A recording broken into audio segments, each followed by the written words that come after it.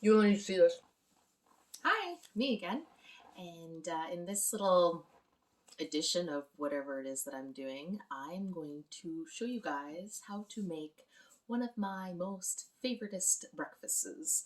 So let's get into it. So, if you don't wanna see me dancing with somebody, if you wanna believe that anything can stop me, don't show up, don't come out, don't start caring about me now. Walk away, you know how. Don't start caring about me now. This my life is what I make of it. What do I wanna be when I grow up? Do I stand a chance being myself? So, onion. There's many different ways you can cut this thing. I usually like to set it up right for the next time. So I do some slices. All, as you can see, it kind of goes slice down, and then you slice like with the grain, and then you slice in between, and then you don't have to do a whole bunch of choppy yuppie things. So then you just kind of go in the middle, depending on the size of your onion. And then as you cut, they're already in nice little pieces, nice little chunks, so you can take as much as you want. And yeah, that's probably good. You don't want to put like about a tablespoon or so of like olive oil or whatever you use into your frying pan and let it heat up before putting in the onions. Oh yeah, you put in your onions because they take a little bit to kind of cook, become a little soft, and then you're gonna add in your other stuff. So while the onions are getting ready, you chop up the mushrooms. You can chop them up however you want. I like mine a little bigger because they tend to shrink once they start cooking. And once you get that all done, I'm gonna add some avocado in this because I need to use it up. I'm just gonna slice her up. I already kind of got rid of the bad chunks of it. So once your onions get a little translucent, you want to add in the mushrooms and the avocado. Try not to completely drop your mushrooms everywhere. And just for about like a minute, because you're going to be adding in the spinach with this, but these take a little bit longer to kind of cook, but you don't want them to cook too much because then they'll be overcooked. Yeah, you just add a nice helping of spinach. I throw a little bit of salt on the spinach and then cover back up for a few more minutes. See, it starts to go nice and green, and you don't want to cook it too much because again you'll kind of overcook it. So at about this point where it's, I would say this is about like halfway cooked, and you just gonna open up kind of in the middle there. You're gonna get a nice little chunk of butter. Throw her in there. Make sure it goes around these sides, unless you have, you know, a non-stick pan or whatever. And then you're just going to crack the eggs into the middle.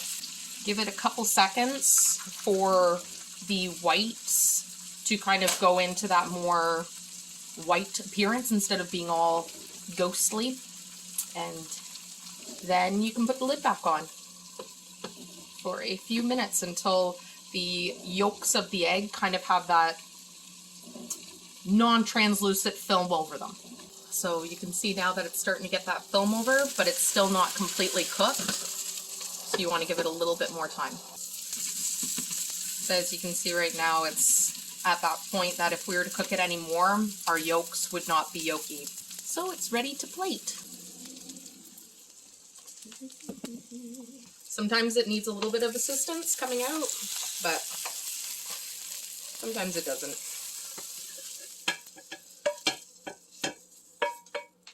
Next, you're gonna add the feta. So you just kind of, I just break it up because it's all going in my mouth anyways, but I'm sure there's different ways of doing this if you know you're making this for somebody else, if they don't want you grind your fingers in there.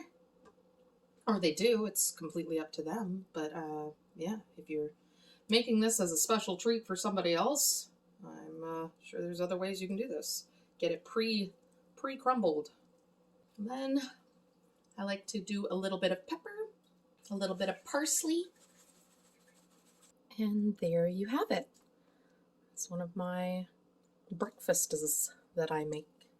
You can see when you cut into it, there's going to be a nice little yolk experience.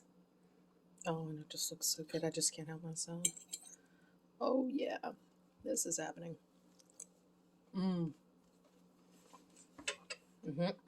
I'm very inspired to get healthy because I know being healthy is beneficial for longevity and all of these other things, but I just personally really want to be feeling good, and through that kind of stuff, it's led me to a lot of the physical activities that I do, like the skating, the skiing, the hiking, all of the other little things that I tend to do.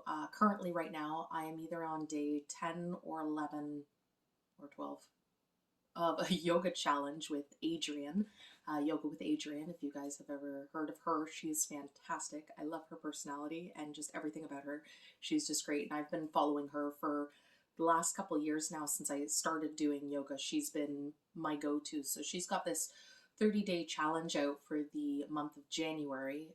This vlog will probably be coming out sometime in February, but I'll be doing the next challenge at that point if I'm not still doing this one.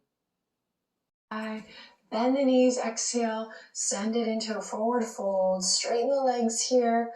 Beautiful, hands come now slowly to the tops of the thighs. Loop the shoulders forward, up and back, bend your knees. Meet me here in this little modified goddess pose or horse pose. Anyways, so I've been doing that, and I've wanted to learn how to dance.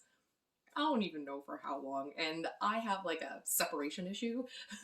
my top half does something different than my bottom half, and it's fine. I just look like a sporadic chicken with no head.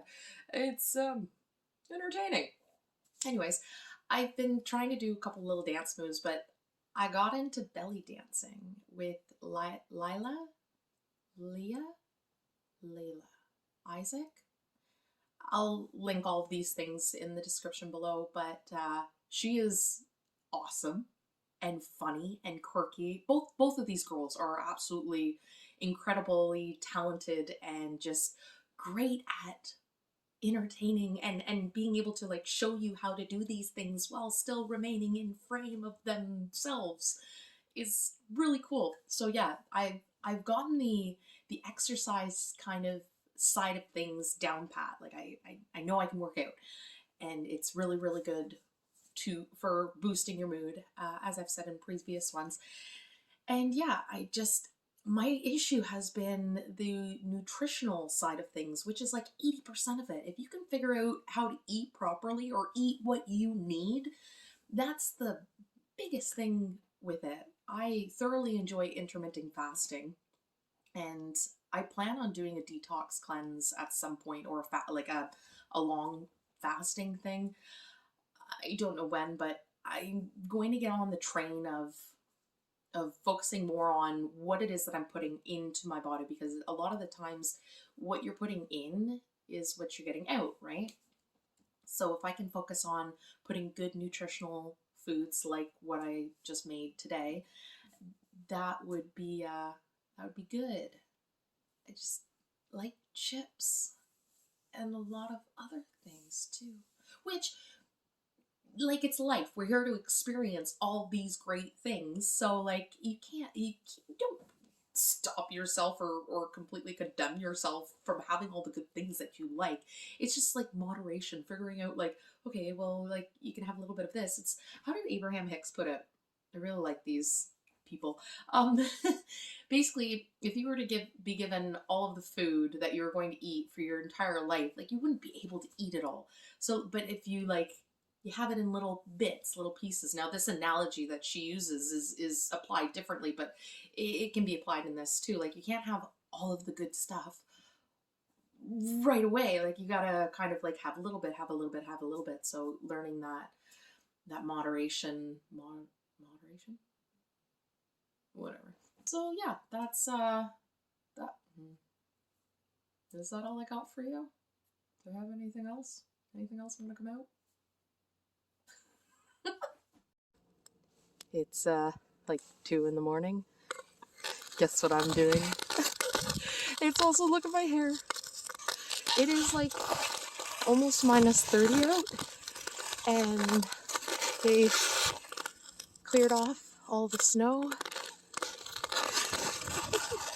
So I'm doing my thing. No, I think that's everything.